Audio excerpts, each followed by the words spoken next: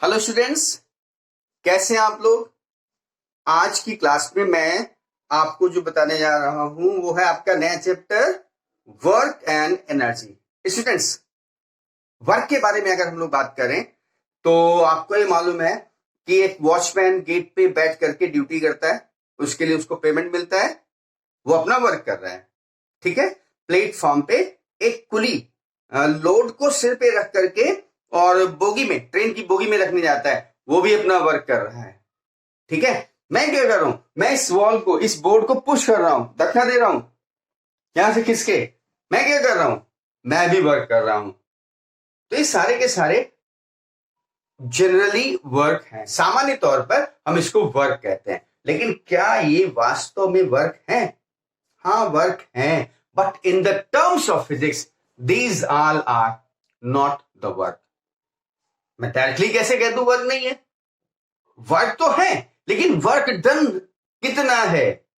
भाई मैं काम कर रहा हूं, वॉचमैन काम कर रहा है, मैं दीवार को धक्का दे रहा हूं, वर्क कर रहा हूं, कितना वर्क हो रहा है? How much work is done?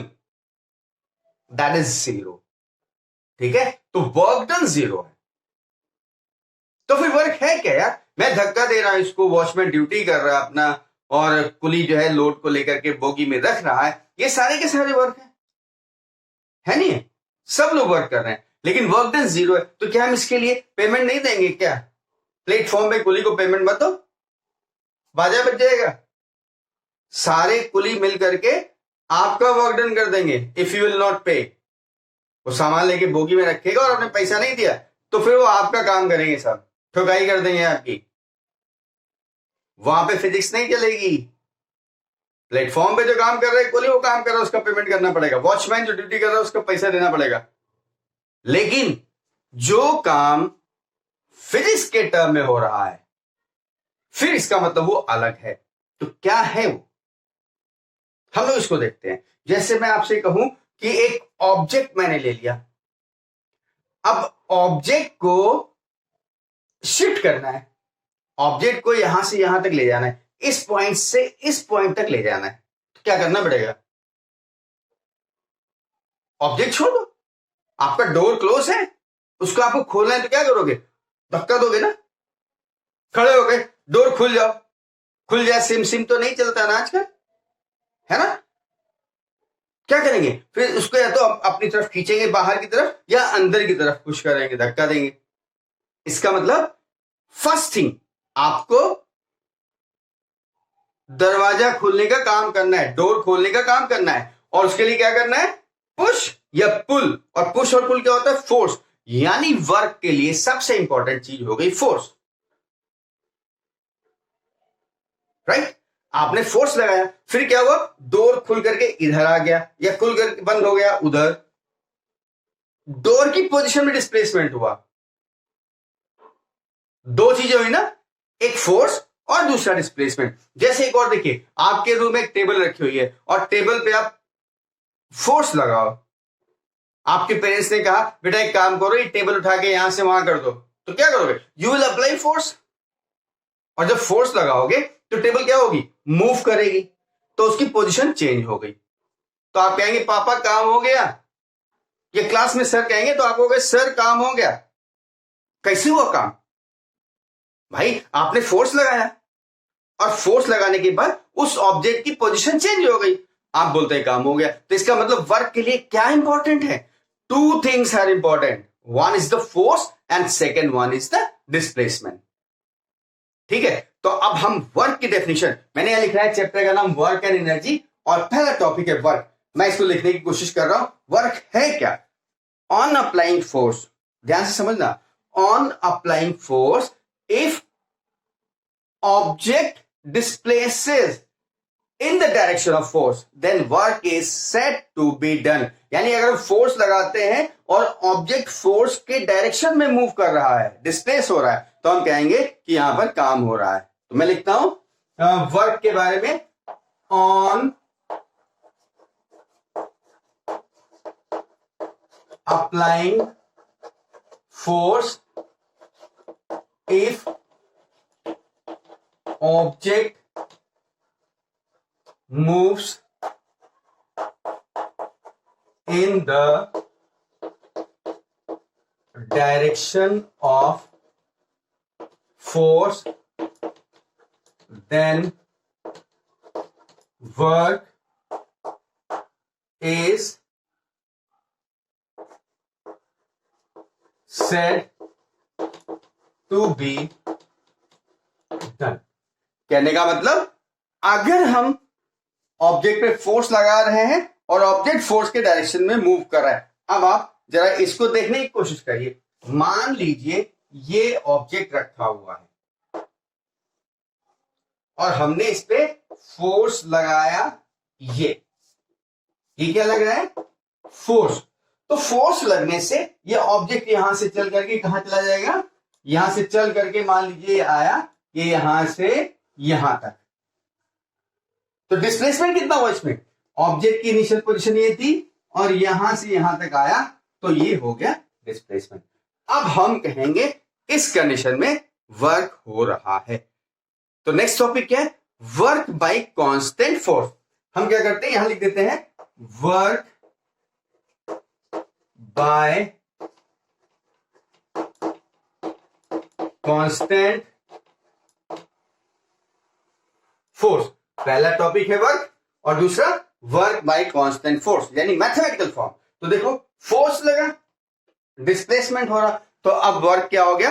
According to definition force लग के डिस्प्लेसमेंट हो रहा है, तो कहते हैं in this condition work is equal to force into displacement, right?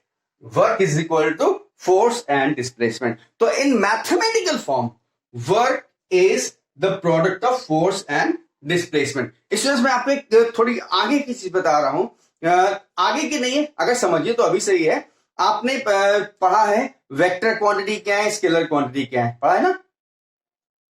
Speed क्या है, वेलोसिटी क्या है? तो आपने कहा स्पीड हमारा स्केलर है और वेलोसिटी वेक्टर है, राइट? तो अब ये क्या है? फोर्स वेक्टर है ना, डिस्प्लेसमेंट वेक्टर है, डिस्टेंस स्केलर है और डिस्प्लेसमेंट वेक्टर है। तो इसका मतलब दोनों वेक्टर क्वांटिटी मल्टीप्लाई कर रहे हैं और ये मुझे क्या मिल रहा है? वर्क। वर्क कितना होता है भाई? फोर्स का डायरेक्शन होता है, डिस्प्लेसमेंट का डायरेक्शन होता है। क्या वर्क का डायरेक्शन होता है? 10 जूल वर्क किया हमने, तो कोई डायरेक्शन है नहीं। तो इसका मतलब ये स्केलर है, तो इसका मतलब work is the product of two vector quantities which are force and displacement. ये समझाने के लिए, बाकी आपके लिए इतना सफिशिएंट है। Work is equal to force into displacement, right? अब हम ये तो हमारा एक कांस्टेंट फोर्स हो गया, कैसा? इन the direction of displacement. Force लग रहा है, डिस्प्लेसमेंट उसी डायरेक्शन में है। लेकिन अगर फोर्स और displacement both are not in the same direction, in that condition what will be the work done? मैं इसको बताऊं उससे पहले आप इसको वीडियो पॉज करके कॉपी कर लीजिए। यस,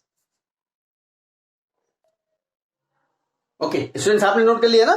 तो अभी पहले आपने देखा वर्क बाय कांस्टेंट फोर्स, और उसमें क्या था? When force was in the direction of displacement या displacement was in the direction of force, right? देखिए जैसे ये ऑब्जेक्ट है और इस पे फोर्स लग रहा है इस डायरेक्शन में और ऑब्जेक्ट आ करके यहां आ जा रहा है, तो डिस्प्लेसमेंट हमारा क्या हो जा रहा है? ये। तो देखिए फोर्स भी उधर ही है और डिस्प्लेसमेंट भी इधर ही है, तो हमने क्या लिखा था?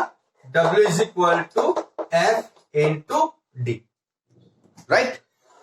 F क्या है? The force applied and D is the displacement, right? लेकिन मैंने क्या कहा कि इफ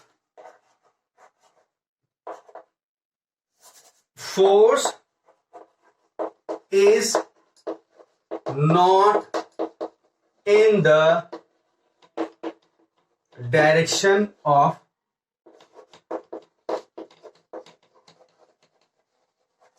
displacement.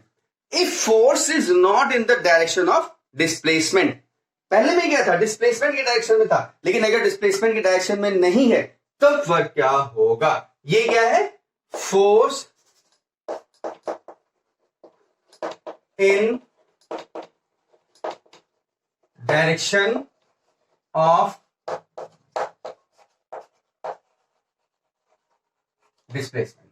अब जब कहते हैं अगर डिस्प्लेसमेंट की डायरेक्शन में नहीं है तब क्या होगा, तो देखिए क्या करते हैं, हमने क्या किया, अब लगाया फोर्स, ये हटा दिया मैंने, this is not a force.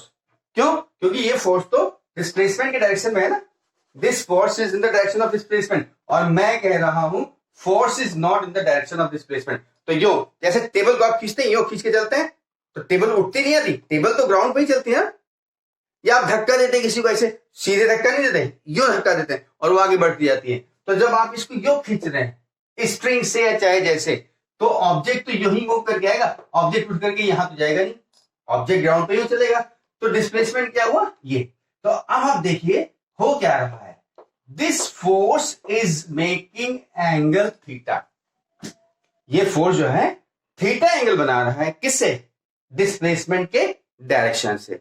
वही लिखा, if force is not in the direction of displacement, तो क्या कहते हैं, if the direction of the force या it displacement, it is making angle theta from the direction of displacement, then work done। Force displacement के direction से theta angle बना रहा है, इस कंडीशन में वर्क डन क्या होगा। तो पहली बात तो देखो हमने क्या कहा है कि work is the product of force and displacement in the direction of force. तो इसका मतलब फोर्स इधर लग रहा है, तो हम लोग क्या करें कि इस डायरेक्शन में फोर्स क्या लग रहा होगा, पहले ये पता करें। तो इसके लिए वेक्टर डिटेल पे हम लोग पढ़ेंगे क्लास 11 पे। अभी सीधे कहते हैं then work done, W is equal to F cos theta.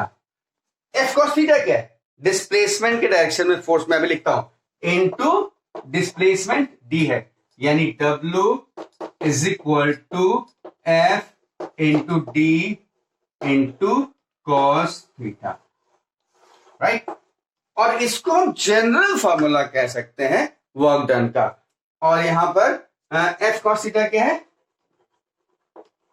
F cos theta is force in the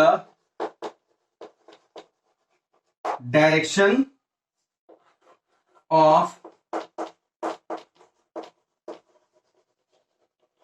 displacement. F cos theta is the force in the direction of displacement. ये बात समझ में आ गई भाई। फार्मूला तो हमारा W equal to F D था, अब मैंने क्या कर दिया, W इक्वल टू एफ की जगह एफ कॉस थीटा कर दिया। क्यों, क्योंकि फोर्स हमारा डिस्प्लेसमेंट के डायरेक्शन में नहीं है, ये किधर है, डिस्प्लेसमेंट से थीटा एंगल बना रहा है। तो हमने क्या किया, डिस्प्लेसमेंट के डायरेक्शन में फोर्स का अमाउंट क्या होगा वो फाइंड किया। डिटेल में आगे बढ़ेंगे, लेकिन हमने आपको बता दिया कि that force is F cos theta. तो W is equal to F cos theta into D, that is F D cos theta.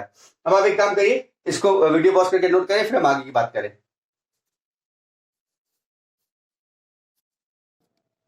Okay students, आपने नोट कर लिया क्या, W is equal to F D cos theta, ये general formula है। और ये general formula भी इसको डिस्कस करते हैं इस पे। लेकिन एक चीज देखिए, यूनिट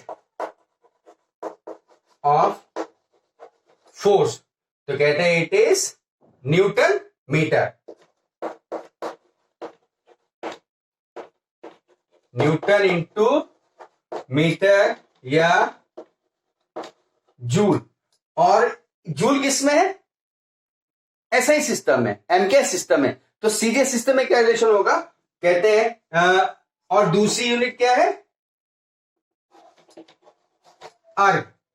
पहली यूनिट क्या है हमारी, the first unit is joule and second one is अर्ग, राइट। तो देखिए अगर हम इसको हम बात करें जूल और अर्ग में, ये किसमें है, एमकेएस यानी एसआई सिस्टम में, और ये सीजीएस सिस्टम में है, सीजे सिस्टम है, तो इनमें रिलेशन क्या होगा? तो कहते हैं 1 joule is equal to 10⁷ erg, right? 1 joule is equal to 10⁷ erg, right? तो अभी काम करिए, पहले आप यूनिट नोट करिए, फिर हम इसको और डिटेल में डिस्कस करते हैं। नोट करिए फटाक से, नोट कर लिया?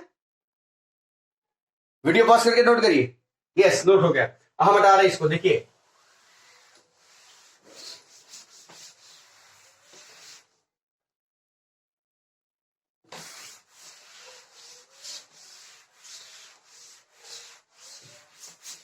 देखिए ये तो वर्क हो गया। अब हम टाइप्स ऑफ वर्क बात करें। टाइप्स ऑफ वर्क, तो वर्क 3 तरीके के होते हैं, 2 तरीके के देखिए, one is the positive work and one is the negative work. अब जीरो वर्क भी होता है, उसको हम बाद में डिस्कस करेंगे। Work, positive work,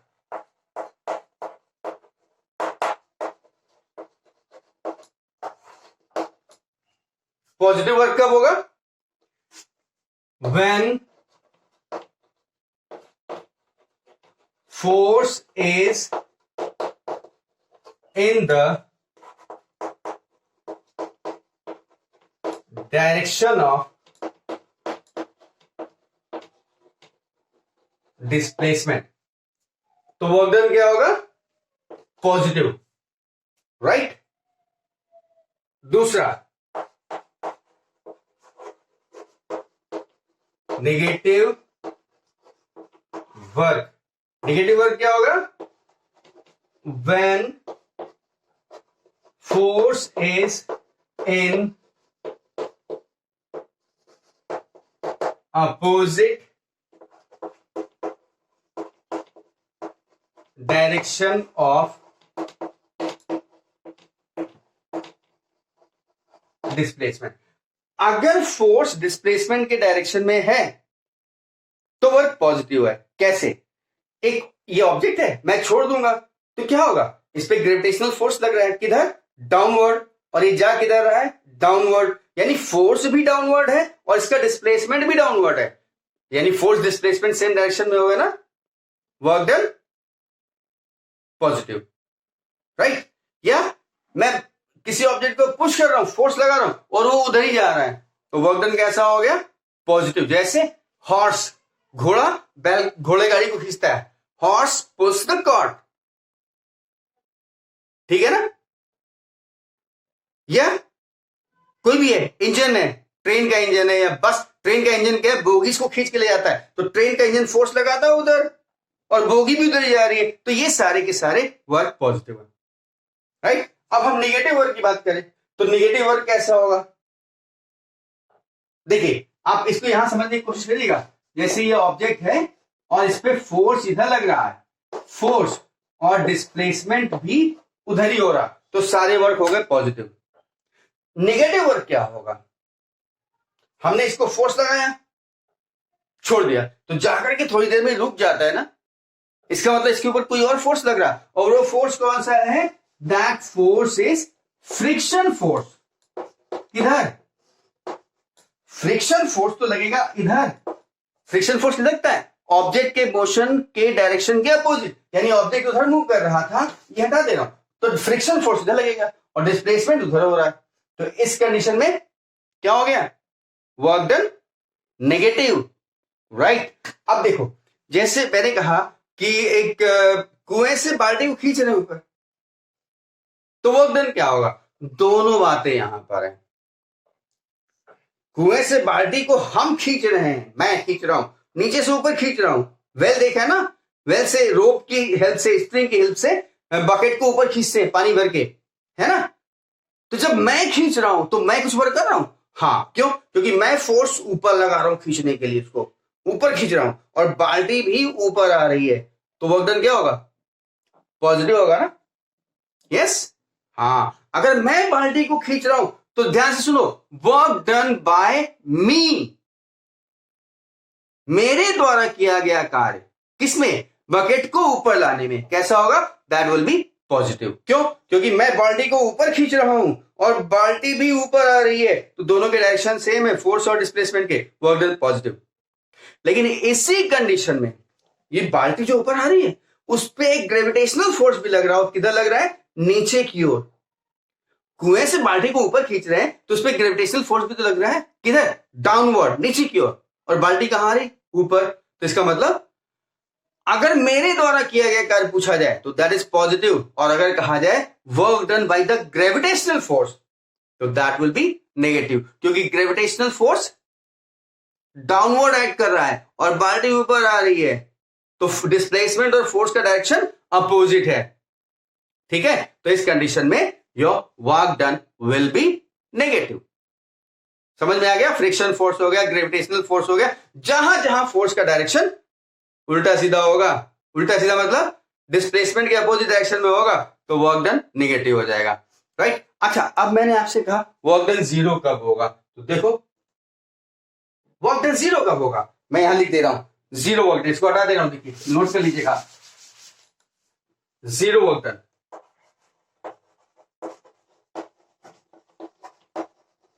zero work done, zero work done में क्या होगा? फोर्स is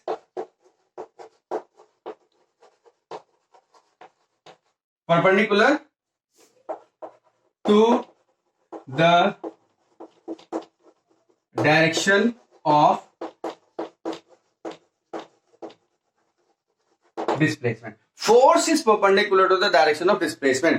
अब जैसे मैंने कहा था कि कुली ने सिर पे लोड रखा है और लेकर के बोगी भी जा रहा है, तो हम आपसे पूछे what is the work done by the gravitational force, that will be zero. क्यों? क्योंकि लोड ही रखा है, तो ग्रेविटेशनल पुल नीचे लग रहा है ना, ग्रेविटेशनल फोर्स तो डाउनवर्ड लगेगा, और हम जा रहे हैं, या कुली जा रहा है सामने, तो इसका मतलब कुली, ये देखो कुली ये जा रहा और फोर्स नीचे लग रहा है और डिस्प्लेसमेंट इधर, तो एंगल कितना बनना है? 90 डिग्री।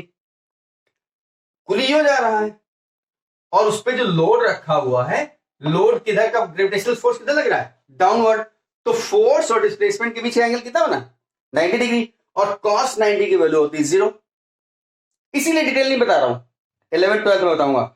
cos 90 की वैल्यू होती है जीरो, तो जब ये जीरो हो गया तो f into D into zero, यानी टोटल जीरो, इसका मतलब वर्क डन जीरो हो जाएगा। तो ये मैंने कहा कि zero work done, force is perpendicular to the direction of displacement. जैसे भी है, कोई भी है, अगर ग्रेविटेशनल फोर्स के द्वारा वर्क है तो ये जीरो है, लेकिन ऐसा नहीं है, ये कुली लेके ही हो जा रहा, लेकिन कुली लोड लेकर के ऊपर जाएगा तो क्या होगा?